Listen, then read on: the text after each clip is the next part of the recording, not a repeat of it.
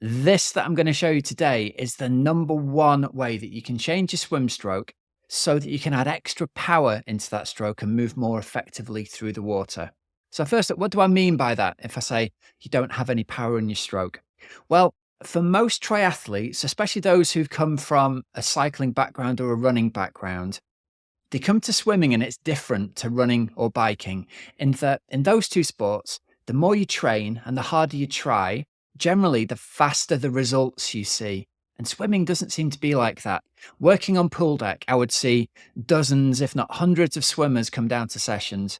They were either runners or cyclists and they want to move into triathlon. And what they find is when they apply the same mindset to swim training that they've had for bike or run, it just doesn't translate.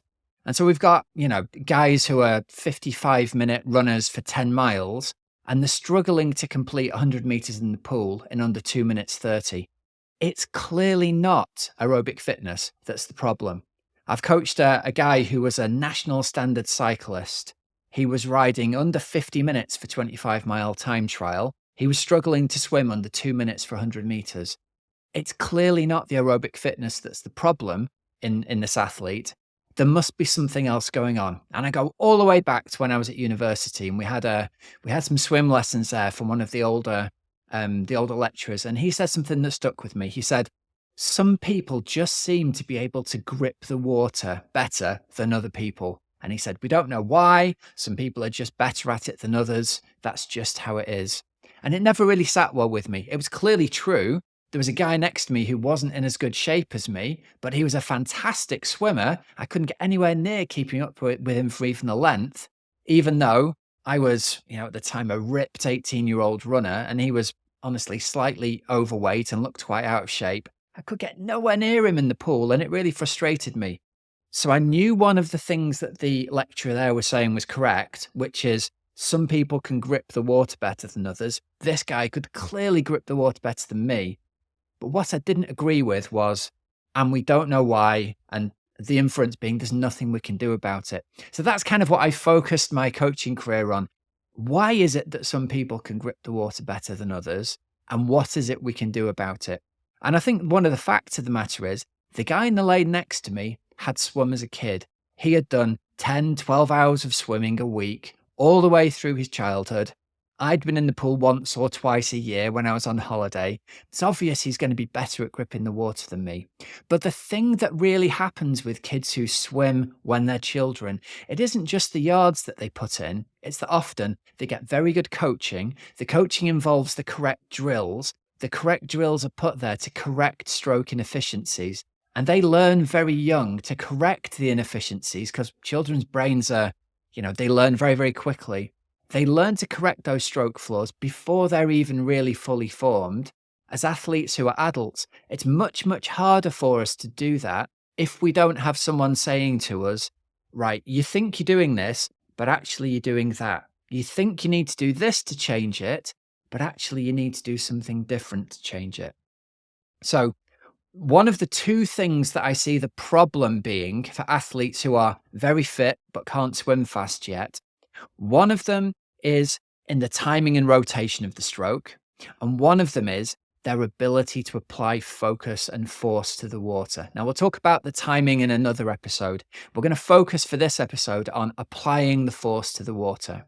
So what does that mean? Surely every human body has got roughly the same build. We've got the same number of arms, hands, they're moving in the similar sort of place. Surely we should be applying force to the water in the same way.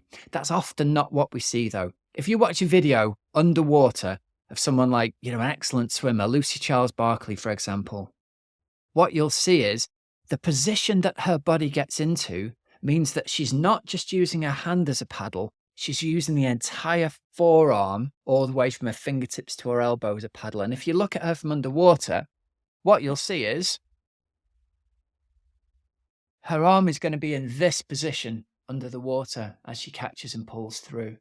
All of this section, from the elbow to the fingertip, is getting used as a paddle to pull her through the water.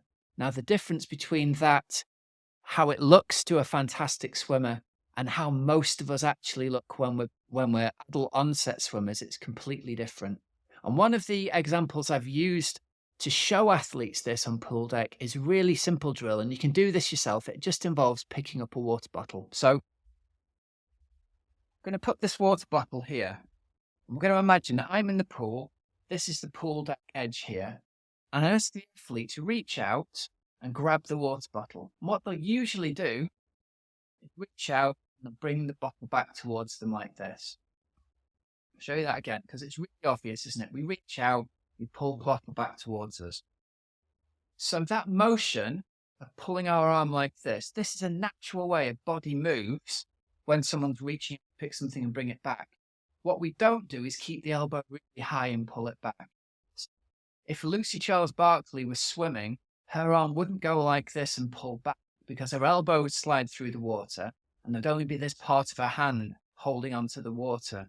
That's exactly what we see with most age group swimmers when they swim.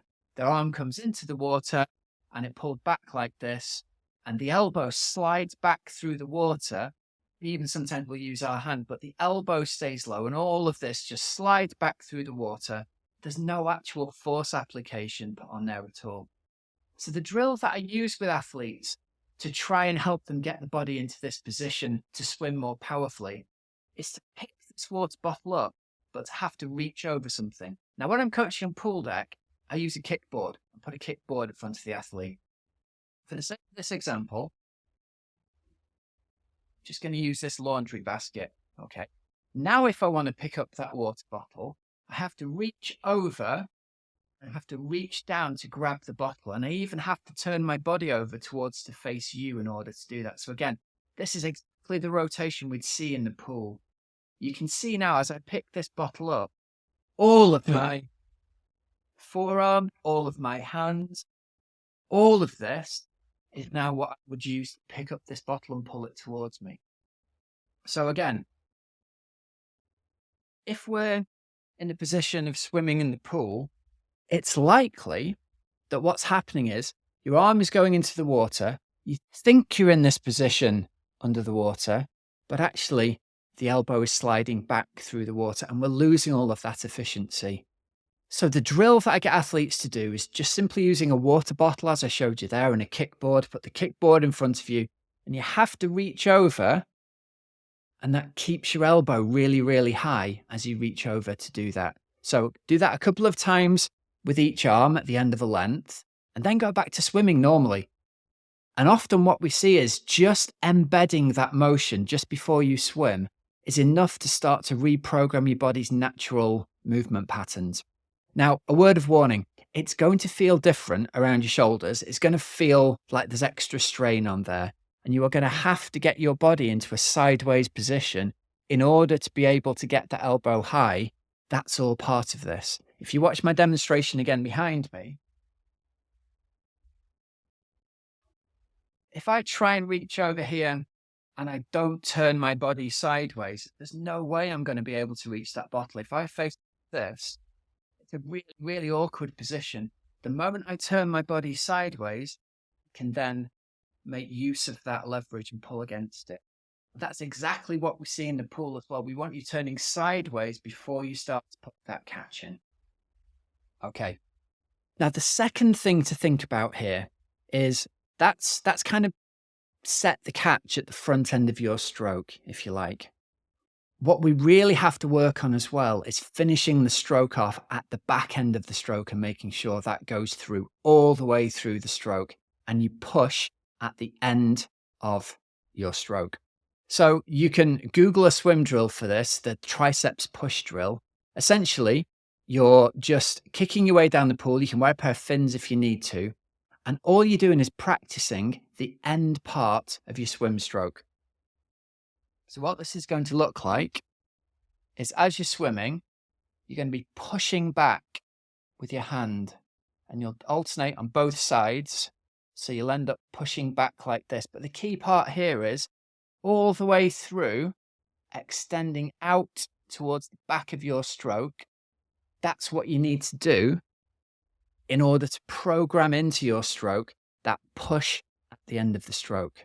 Now that's going to make a big difference because again, one of the things we see in swimmers who don't have very powerful strokes is as well as not having very much catch at the front of the stroke, they also don't have very much push and completion at the end of their stroke.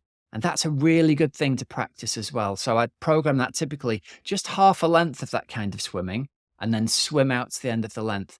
But just the act of adding in that little bit of triceps push practice is enough to change the way that you're going to feel when you swim the rest of the length.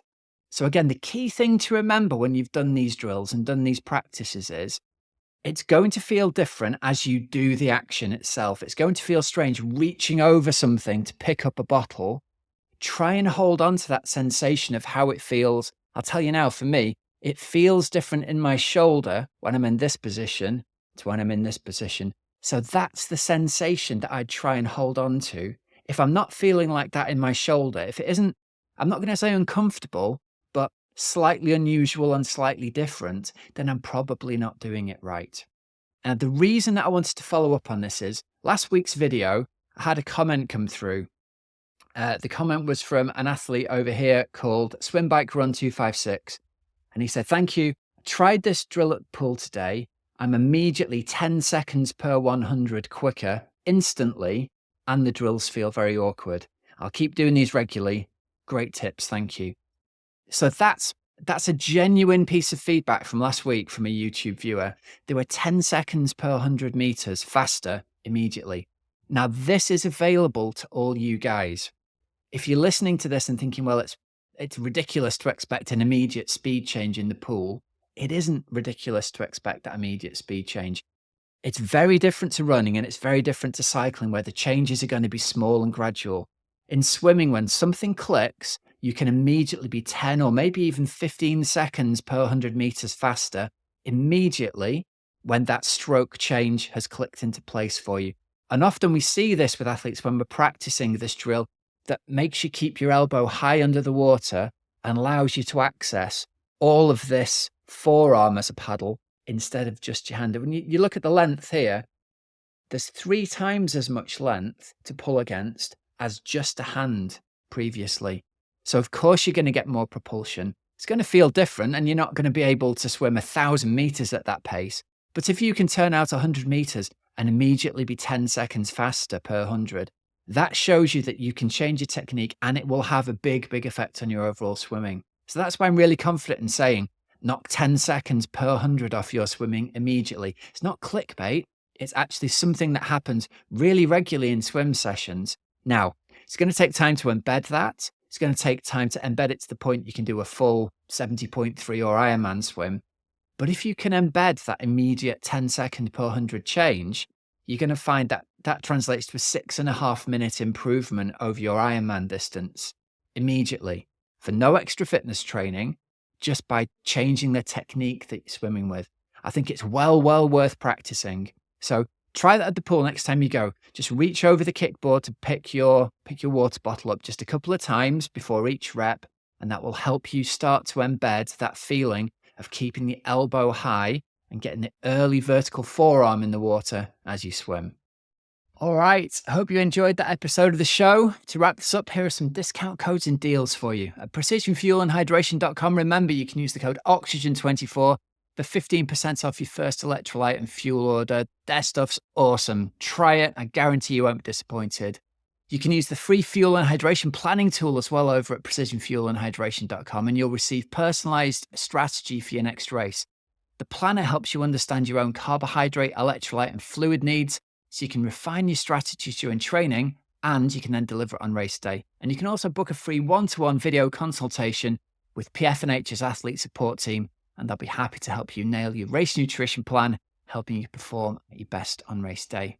And also, if you're looking for help and advice with your triathlon training, please head over to teamoxygenaddict.com. I think we've got the most comprehensive triathlon coaching program for busy age groupers.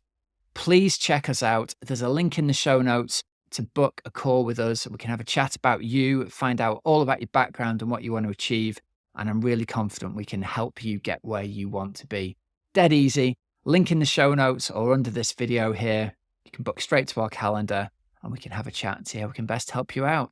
So remember, links in the show notes so you don't have to remember them. Until next week, have a great, safe training and racing week. I'm Coach Rob Wilby, and you've been listening to the Oxygen Addict podcast.